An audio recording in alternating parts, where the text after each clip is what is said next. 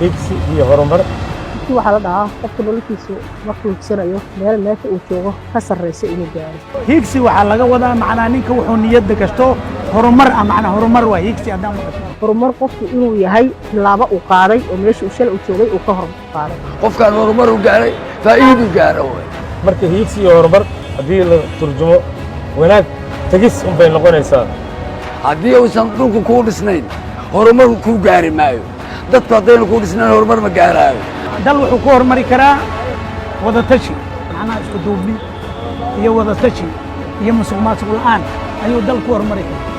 hiigsi iyo horumar waxaa lagu heli karaa dad nadiifa waxqabad leh